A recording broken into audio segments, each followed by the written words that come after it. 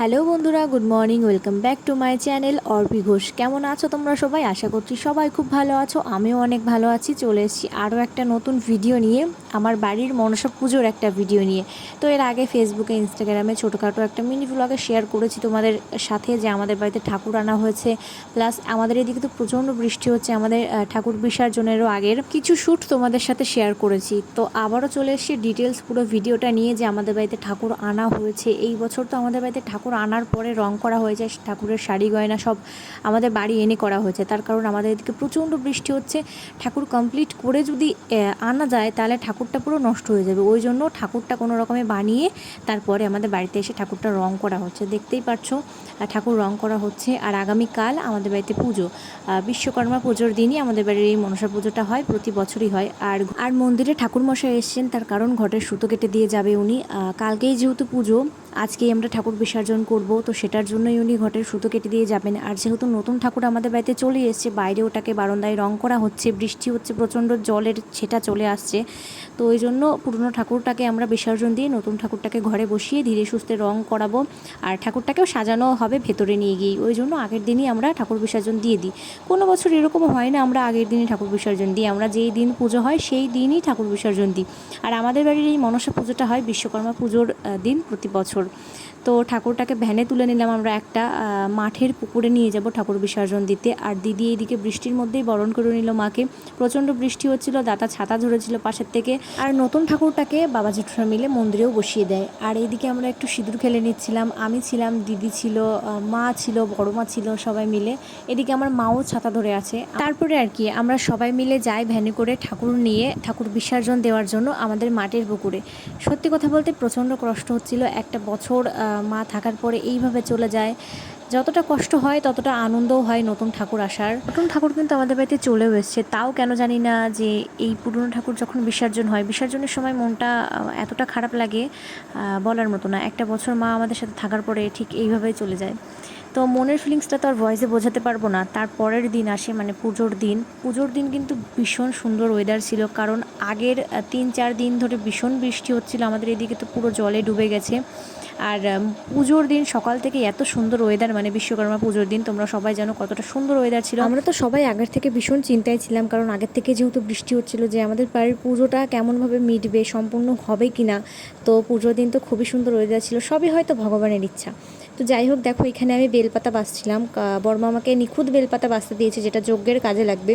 তো এত সুন্দর একটা বেলপাতা, এটাও নাকি নিখুঁত। কোথায় নিখুঁত কেউ ধরতে পারবে?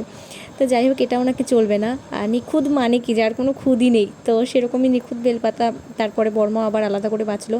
আর এদিকে ঠাকুরমশাই চলে এসছেন, পুজো শুরু হবে, ভেতরে দিদি গোছাচ্ছে সব কিছু। আর এদিকে পুজোর জন্য ভোগও রান্না হচ্ছে, ভোগ রান্না করছে আমারই বড় মা। তো যাই হোক, আমার দাদা একটা ভিডিও দেখাতে চাইছিল এইখানে আমাকে, ভিডিওটা আমাকে দেখিয়েছে। তবে আমি যখন ক্যামেরা অন করলাম ভাবলাম তোমাদের সাথেও শেয়ার করা যাবে, ভিডিওটার একটু ক্লিপ আমি নিয়ে রাখি। তো দাদা আমাকে দেখাবে না। ভিডিওটা কি সেটা তোমাদেরকে একটু মুখেই বলে রাখি। ওর একটা ফ্রেন্ড আছে যে কিনা স্কুটি নিয়ে অ্যাক্সিডেন্ট করেছে, অ্যাক্সিডেন্টের একটা ভিডিও দেখাচ্ছিল যে ওর প্রচণ্ড চোট লেগেছে। তো ও আমাকে সেটাই দেখাচ্ছিল। আর বাইরে যেহেতু ঠাকুরমশাই চলে এসে, তাই আমি আর দিদি এসে ঘরে তাড়াতাড়ি করে রেডি হইনি, কারণ আমাদের সাজতে প্রচণ্ড সময় লাগে। সবাই পুজোয় বসে যাবে, আমাদেরকে ডেকে ডেকেও পাবে না তখন, ঠাকুরমশাই তো বেশি সময় থাকবে না। তো তাড়াতাড়ি করে রেডি হইনি ঘরে এসে। আর এইটা ছিল আমার ফাইনাল লুক। কেমন লাগছে অবশ্যই কমেন্ট জানিয়ে। অনেক অল্প সময়ের মধ্যে রেডি হয়েছি। আর বাইরে এসে দেখি তাও লোক সবাই চলে এসছে, মন্দিরে বসে আছে। তো ঠাকুরমশাই পুজোতে বসে পড়েছেন, এক্ষুনি অঞ্জলি শুরু হবে, তারপরে আমরাও বসবো। আর মা এদিকে আমাকে ডেকে নিয়ে একটা কাঠের মালা পরিয়ে দিল। এখানে তো মায়ের কাছে এসেও জিজ্ঞাসা করছিলাম, মালা পরছিলাম, আর যে মা আমাকে কেমন লাগছে। মা বলছিল ভালোই লাগছে। মায়ের মুখ থেকে ভালো লাগছে কথাটা শোনার পর নিজেরও অনেকটা ভালো লাগে। আর এদিকে দেখো ঠাকুরমশাই পুজো করছেন। ঠাকুরমশাই তো ভেতরে সংকল্প করছিলেন, আর আমরা তারপরেই অঞ্জলিতে বসে পড়ি। এইখানে যজ্ঞের ফোঁটা নিচ্ছিলাম, তারপরে অঞ্জলিতে বসলাম সবাই মিলে। একবারেই অঞ্জলিটা কমপ্লিট হয়ে গেছিলো, তার কারণ এবার আমরা খুবই কম লোক উপোস ছিলাম পুজোর জন্য। 5 জন না 6 জন ছিলাম আমরা। তারপর আমরা পুজোটা শেষ করি। আমার বাড়িতে কিন্তু এই মনসা পুজোটা প্রতি বছরই হয়, আর আমি আমার ব্লগেও সেটা শেয়ার করি। কে কয় বছর ধরে আমার বাড়ির মনসা পুজোর ভিডিও দেখছো সেটা অবশ্যই কমেন্টে জানিও। আর আমার চ্যানেলে যারা নতুন আছো তারা অবশ্যই আমার চ্যানেলটিকে সাবস্ক্রাইব করে দিও। তারপর আমাদের পুজো শেষ হয়, আর আমি ঘরে এসে তাড়াতাড়ি করে শাড়িটা চেঞ্জ করে নিই। তারপরে বাইরে এসে দেখি দেখি যে সবাইকে প্রসাদ দেওয়া হচ্ছে। আর আমাদের বাড়িতে কোনো পুজো হলেই কিন্তু সবার ফার্স্টে নারায়ণ পুজো করা হয়, আর নারায়ণ পুজোর প্রসাদই আমরা এই মুহূর্তে খাচ্ছি। সারাদিন উপোস করার পরে উপোসটাও তো ভাঙতে হবে, তারপরেই আমরা খেয়ে নিই খিচুড়ি প্রসাদ। আর সেই যে ভিডিও শুরুতে প্রথমেই দেখলে না, যজ্ঞের জন্য নিখুঁত বেলপাতা বাঁচছিলাম, বেলপাতা বাঁচতে গিয়ে আমার হাতে একটা কাটা ফুটে যায়, যেটা আমি বার করে নিয়ে যত্ন করে রেখে দিয়েছিলাম। তার কারণ রক্ত বেরোলে তার পুজো করতে পারবো না। তারপরে রাতে গিয়ে আমি কাটাটা বার করি, আর পরের দিন সকালবেলা আমরা সবাই মিলে খাওয়া দাওয়া করি একসাথেই। প্রতি বছরই এটা করি, এবছর নতুন না। আর রান্নাটা কিন্তু করেছিল আমার পিসি, একা হাতে অনেকগুলো রান্না করেছিল, যেমন পুঁটি মাছের ঝোল, বাটা মাছ, ডাল, মাংস।